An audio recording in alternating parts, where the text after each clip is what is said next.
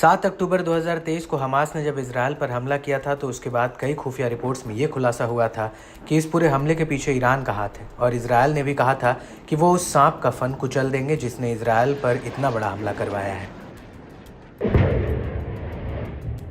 हालांकि इस हमले से पहले मिडिल ईस्ट में एक बहुत बड़ी ऐतिहासिक घटना होने जा रही थी जो ईरान के लिए किसी भी सूरत में अच्छी नहीं थी। वो थी कि अमेरिका की मध्यस्थता में इजरायल और सऊदी अरब के बीच रिश्ते सामान्य होने जा रहे थे। लेकिन इससे पहले कि ये दोस्ती परवान चढ़ती उसको हमास की नज़र लग गई और सऊदी ने दो टूक कह दिया कि वो मौजूदा हालातों में इजरायल के साथ दोस्ती का हाथ नहीं मिला सकता। लेकिन तब नेतन्याहू ने कहा था कि वो आने वाले वक्त में मिडिल ईस्ट का नक्शा बदल देंगे। और अब इसी कड़ी में नेतन्याहू ने संयुक्त राष्ट्र महासभा में इजरायल का एक नया नक्शा दिखाया है। इस नक्शे में वेस्ट बैंक को इजरायल का हिस्सा बताया गया है। नक्शे में वेस्ट बैंक को अलग से इंगित किया गया है। इस दौरान नेतन्याहू ने एक नक्शा और पकड़ा था जिसमें कुछ अरब देशों और भारत को चिन्हित किया है।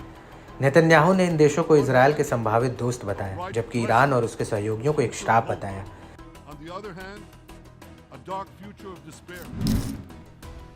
नेतन्याहू ने संयुक्त राष्ट्र में कहा कि मेरा तेहरान के लिए एक संदेश है, यदि तुम हम पर हमला करोगे तो हम तुम पर हमला करेंगे। ईरान में ऐसी कोई जगह नहीं है जहां इजरायल के लंबी दूरी के हथियार नहीं पहुंच सकते और हकीकत में पूरा मिडिल ईस्ट।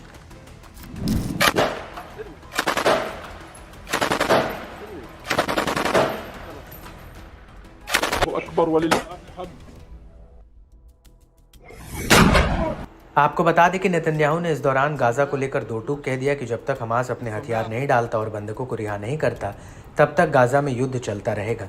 युद्ध के बाद अगर हमास गाजा से निकल जाए, अगर हमास गाजा में रहता है तो इसे स्वीकार नहीं किया जाएगा। नेतन्याहू का कहना है कि वो फिलिस्तीनी एनक्लेव में एक शांतिप्रिय नागरिक सरकार का समर्थन करते हैं। गाजा को लेकर नेतन्याहू का कहना है, हम गाजा में एक स्थानीय नागरिक प्रशासन का समर्थन करने के लिए स्थानीय और अन्य सहयोगियों के साथ काम करने के लिए तैयार हैं। नेतन्याहू का कहना है कि युद्ध के बाद गाजा में हमास को किसी भी सूरत में बर्दाश्त नहीं किया जा सकता। और तो और नेतन्याहू ने लेबनान को लेकर भी दो टूक कह दिया है। मैं यहाँ पर ये कहने आया हूँ कि बहुत हुआ। हम तब तक आराम से नहीं बैठेंगे जब तक कि हमारे नागरिक अपने घरों को वापस न लौट जाएं। जब तक हिजबुल्ला युद्ध का रास्ता चुनता है, इजरायल के पास कोई विकल्प नहीं है और इजरायल को इस खतरे का दूर करने और हमारे नागरिकों को सुरक्षित रूप से उनके घरों को वापस भेजने का पूरा अधिकार है। आपको बता दें कि नेतन्याहू ने यूएन के मंच पर ताल ठोक कर कह दिया है कि हम हिजबुल्ला पर तब तक हमला करते रहेंगे जब तक कि हमारा उद्देश्य पूरे नहीं हो जाते।